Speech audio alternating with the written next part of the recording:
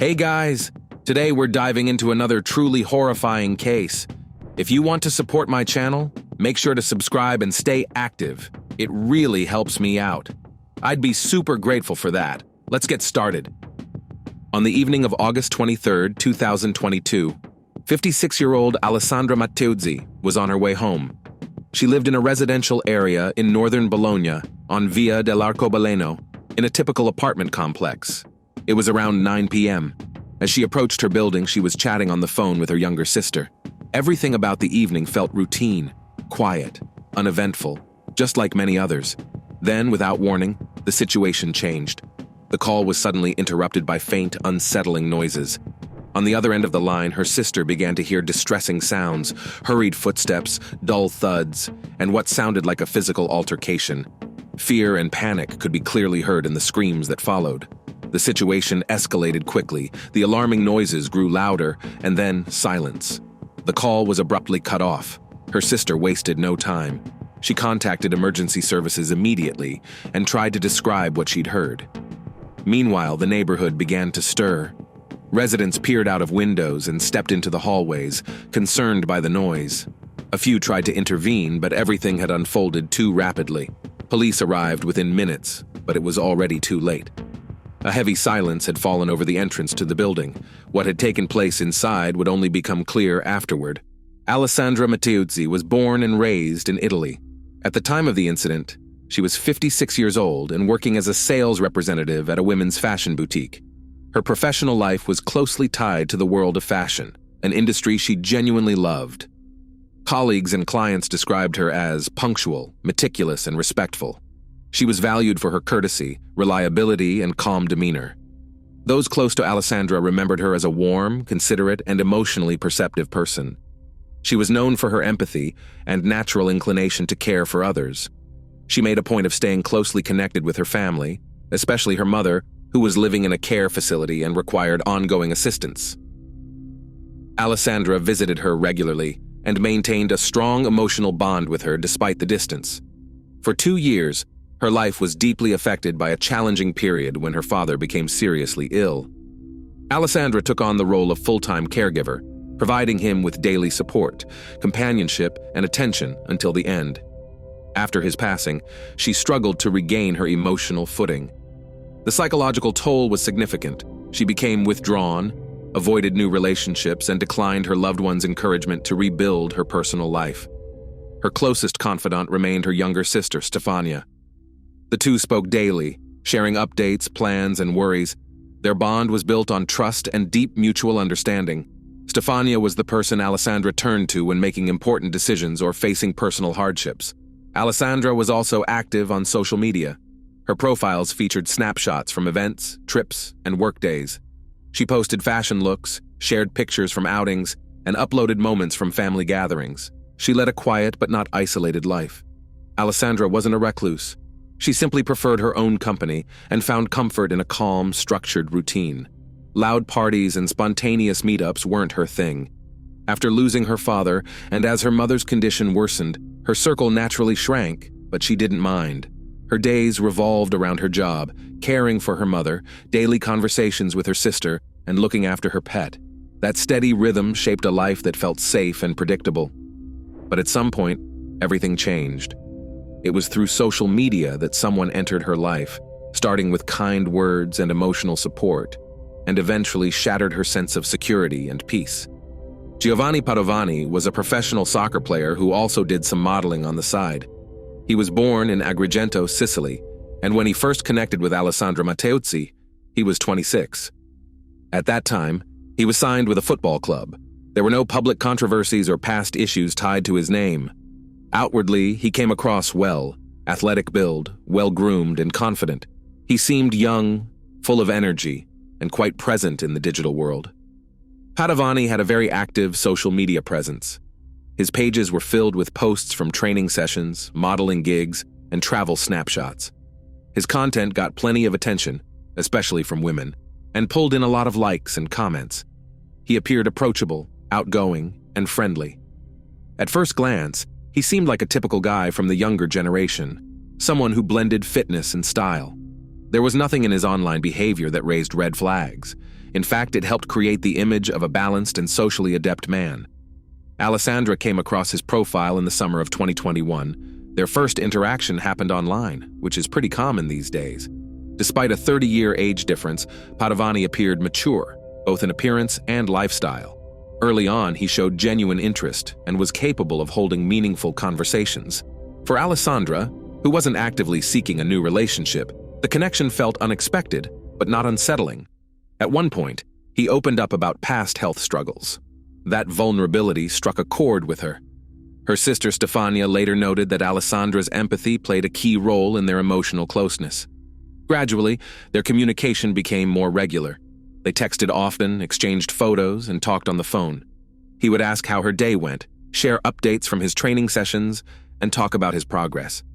His tone was warm, even a bit shy at first. He thanked her for being understanding and told her how much he appreciated staying in touch. It all felt honest and genuine, ordinary in the best way. When they finally met in person, Padovani was polite, calm, and attentive. He didn't seem rushed or pushy. He had traveled from another city just to spend a few days with her. During that visit, he saw her home, her daily routine, and the people around her. He respected her boundaries. One moment that stood out was when he offered to visit her mother at the care facility, a gesture that left a strong impression. It signaled that he was willing to embrace her life, just as it was. These visits became a regular part of their lives. Whenever Giovanni was in Bologna, they spent time together. At her place, out on walks, or just exploring the city. He accompanied her in everyday errands, showed interest in things that mattered to her, and made an effort to be present. He took photos with her, posted them online, and sent her personal messages full of encouragement. He often complimented her appearance, her kindness, and how she seemed to manage everything with such calm. Their relationship developed in an atmosphere of trust. At that stage, the age difference didn't seem to matter. He treated her with respect, called her a strong, beautiful, and mature woman. Alessandra wasn't used to that kind of emotional attentiveness from a man, but his behavior felt genuine. Her sister, who had seen some of their conversations, confirmed that he came across as decent in the beginning, polite and never pushy. Alessandra began to see him as someone she could lean on, someone she could talk to without fear of judgment. Their conversations ranged from the everyday to deeply personal. He would send her small gifts, message her in the mornings and before bed. He wasn't intrusive or controlling. He was simply present, in a way that seemed caring and emotionally tuned in. But things began to shift a few months in. The first troubling signs appeared after the new year. Gradually, Padovani's behavior became more intense. He started calling more frequently than usual, asking detailed questions about who Alessandra was talking to and how she spent her time. What used to be casual conversations turned into interrogations. There was a noticeable shift in his tone. He began expressing doubt, convinced that she was hiding something from him. Those suspicions became more persistent. He even involved her sister, Stefania, calling her and asking her to support his perspective. What started as uncertainty soon turned into firm, unshakable accusations. Stefania recalled that his calls became increasingly aggressive. He would raise his voice, throw out accusations, and wouldn't accept any disagreement. Talking to him became emotionally draining. Eventually, Stefania cut off contact. Alessandra didn't immediately follow suit. Even as his behavior worsened, she continued to communicate, hoping things would calm down. She avoided confrontation, trying instead to de-escalate the tension. But Padovani began crossing more and more boundaries. Trust had completely eroded. He grew jealous over any interaction she had with other people. Even neutral social media posts triggered conflict. He demanded explanations for likes and comments. The relationship became increasingly strained. He would call her in the middle of the night, send messages with no real reason, and create moments that felt like emergencies. His actions became erratic, shifting between aggressive outbursts and desperate apologies. Alessandra began to realize she was losing control of the situation. But even then, she couldn't see a clear way out. He had embedded himself into her daily life, intensely, emotionally, and relentlessly. In early 2022, Giovanni Padovani escalated his behavior beyond emotional pressure. After one of his visits to Alessandra's home, she discovered that something was wrong with her digital accounts. Her email and social media logins no longer worked. When she tried to recover access, she noticed the new passwords included names and phrases closely tied to Padovani. That led her to believe he had accessed her computer and reset her account information to gain control. But it didn't stop there. His actions went beyond just digital interference. At the same time, Alessandra discovered that her WhatsApp account had been linked to an unknown device. Upon closer inspection, she found spyware installed on her phone, software that allowed someone to monitor her conversations, read her message history, and track who she was talking to in real time. This meant Giovanni Padovani had been surveilling her remotely. He was monitoring her digital activity and accessing her private information without permission. This wasn't incidental. It was a deliberate, organized form of digital tracking. Her suspicions were confirmed when Giovanni began referencing things from her private conversations. He seemed to know exactly who she had spoken with, and at what times. He accused her of messaging other men, even when no such conversations had taken place. His claims were based on how he interpreted what he'd seen, fueling a growing sense of paranoia. He acted with disturbing confidence and showed a complete disregard for her personal boundaries. His control extended into every detail of her digital life. At the same time, he ramped up the pressure with near-constant monitoring. He demanded that Alessandra send short video clips of her surroundings every 10 minutes. These clips served as proof of her location and activities. If she refused, he would lash out in frustration, accusing her of dishonesty, threatening to end the relationship, and demanding constant updates. His tone became increasingly authoritarian. Alessandra no longer felt like a partner. She felt watched, monitored, and cornered. Eventually, it became clear that Giovanni had accessed not only her phone, but also the home security system. He had somehow tapped into her surveillance cameras and was watching her in real time. One recovered message between Giovanni and his mother confirmed this. He had sent her a screenshot of Alessandra taken directly from her home's security feed. It was yet another violation in a growing pattern. Alessandra had no idea how deeply he had invaded her private world. By the second half of 2022, Giovanni Padovani's behavior became openly aggressive. He wasn't just monitoring her online, he started following her in person. He began showing up at her apartment without warning, lingering outside for hours, waiting for her to come home, and watching her windows. She no longer felt safe even in her own neighborhood. Neighbors noticed him frequently. One resident reported seeing him trying to gain access to the complex. Another saw him on the building's rooftop. Alessandra asked her neighbors not to open the door if they saw Giovanni outside. These requests came from a place of constant fear. She wasn't sure anymore whether he would stop at surveillance. He had stopped hiding his intentions. Eventually, he started damaging Alessandra's property. There were instances where her car was vandalized. In one case, the wiring responsible for the car's lights was cut. He also tampered with the power in her apartment, unscrewing fuses to cut the electricity. These acts served as a pretext to draw her outside, to force a face-to-face interaction without witnesses. He was trying to create a situation where she would have no choice but to come out and face him. Broken objects, shouting, and signs of physical struggle became a common occurrence. Neighbors reported hearing loud arguments and heavy banging. His jealousy and obsessive need for control stripped away any self-restraint he may have had. He crossed every line. In one incident, he climbed onto the roof again, attempting to break into her home. This after she had stopped letting him inside. His behavior had become erratic and threatening. Alessandra's mental state deteriorated sharply. She lived in constant anxiety, gripped by fear each time she approached her home, opened a window, or stepped into the hallway. She started carrying pepper spray in her purse, something she had never done before. She told those close to her that she was scared to return home. Panic had become part of her daily life. To feel at least somewhat safe, Alessandra occasionally stayed with her sister. Stefania welcomed her, even though the situation made her deeply uneasy.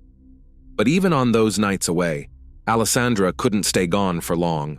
Her dog was still at the apartment, and she had a strong emotional bond with him. Returning home wasn't a choice, it was a necessity. She couldn't abandon her place completely, and that made her vulnerable. It meant she could never fully escape Giovanni's pursuit. The period between July and August became particularly intense. Alessandra knew her safety was in jeopardy. She confided in Stefania, describing specific incidents of aggressive behavior. Still, even then, she continued to look for ways to de-escalate. She avoided confrontation, holding on to the hope that something in his behavior might shift. But Giovanni's obsession only deepened. He didn't see distance as a boundary. He took it as a personal insult. As the danger escalated, Alessandra Matteuzzi decided it was time to seek protection. She filed her first official police report on July 29, 2022. In the complaint, she detailed Giovanni Padovani's actions, his stalking, invasions of her privacy, and the ongoing threats she felt. She included documentation, screenshots of threatening messages, and photos confirming his presence near her home. Despite her efforts, no immediate protective measures were taken. The following weeks passed in limbo. Alessandra remained fearful and anxious, but stayed in contact with authorities. On August 3rd, she returned to the station with further details. She provided new evidence and elaborated on the continued stalking. Still, the investigation remained in a preliminary phase. No decisions about safety measures were made. On August 8th, she filed another complaint. By then, the harassment hadn't stopped. Padovani was still showing up near her residence, attempting to get inside and disturbing her peace. Alessandra shared that she feared the situation was spiraling out of control. She documented specific incidents: power outages, damage to her car, attempted break-ins. These acts were accompanied by text messages laced with aggressive undertones. A fourth meeting with law enforcement took place on August 13th. Alessandra once again made it clear she feared for her life. She reported that Giovanni was still monitoring her movements, interfering in her daily life, showing up at her home, and using technology to track her. The case file now included direct quotes from his messages, where the threatening language left little room for doubt. One of Alessandra's statements was especially chilling. "I don't want to die." That sentence captured the state of mind she was in, but official responses from police offered no real reassurance. No actionable steps were taken. Authorities didn't issue a restraining order, didn't formally warn Padovani, and didn't initiate surveillance around her apartment. Officials cited procedural guidelines and the need for more witness statements. And yet, Alessandra had already provided detailed information on intrusions, stalking, property damage, and tampering with her home's electrical system. Investigators noted delays due to witnesses being on vacation. This slowed the process down. Some members of the prosecution claimed her report didn't indicate an immediate risk to life, as there had been no documented cases of direct physical harm. Viewing it as a stalking case rather than a critical threat, authorities failed to treat the situation as urgent. That perspective would ultimately play a key role in what followed. Alessandra did everything she could to protect herself. She asked for help, kept records, and warned about the potential danger. The events were unfolding rapidly, but there was no intervention that could have meaningfully altered Padovani's behavior. No temporary orders or monitoring protocols were put in place. She continued living in fear, constantly bracing for the next incident. Alessandra's family later brought forward serious concerns about the actions of law enforcement. Her loved ones believed the tragedy could have been prevented. From a logical standpoint, the signs of escalation were undeniable. Giovanni Padovani's behavior had evolved from persistent obsession to overt intimidation. His actions were calculated, repetitive, and dangerous. But at the administrative level, there was no meaningful intervention. On August 20th, 2022, just 3 days before the incident, Padovani created a checklist. It was later found on his phone in the Notes app. The list named specific items: duct tape, a hammer, rope or hand restraints. He also wrote out steps: simulate a conversation with Alessandra, convince her to let him in, bring the necessary tools. These entries left no question about his intent or the level of planning involved. This wasn't a spur-of-the-moment outburst. It was a premeditated act, thought out in chilling detail. His planning included physical preparation. On August 21st, Padovani left Sicily, where he had been involved in soccer-related activities, and traveled to Senigallia under the pretext of personal matters. From there, he made his way to Bologna, arriving on August 22nd. Travel routes and timestamps later confirmed this timeline. He didn't inform Alessandra of his visit. His movements were covert, pointing to a deliberate effort to catch her off guard. Once in Bologna, Padovani hid a hammer in a bush near Alessandra's home. He had already scouted a secluded area within the residential complex. The tool was placed in a way that allowed him to retrieve it quickly when the moment came. This single act alone shows a disturbing level of foresight. Investigators also discovered that he climbed to the building's rooftop to monitor Alessandra's return. That happened just hours before the crime.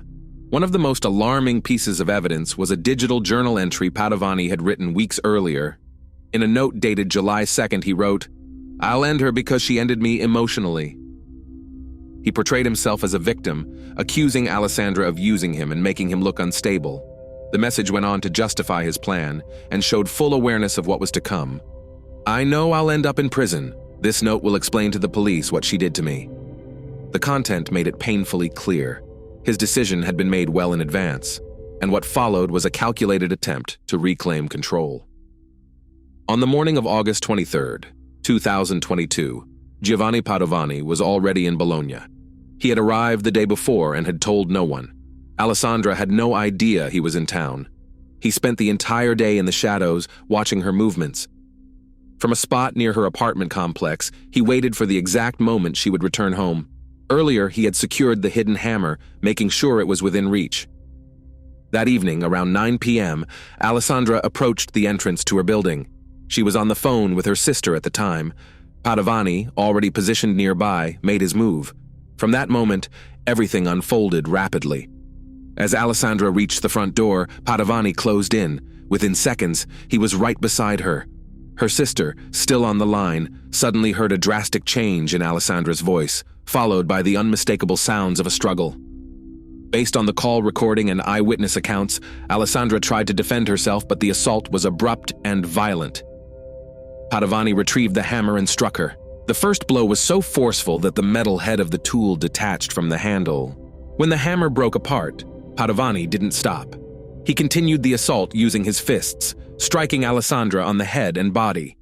Then he grabbed a heavy wrought iron bench located near the entrance to the building and used it as a weapon. He delivered multiple blows with it, ending the attack with extreme aggression. According to the forensic examination, Alessandra had sustained at least 20 separate injuries, many of them fatal. The trauma affected her skull, chest, and limbs. The report also noted multiple fractures and evidence that her body had been dragged across the ground.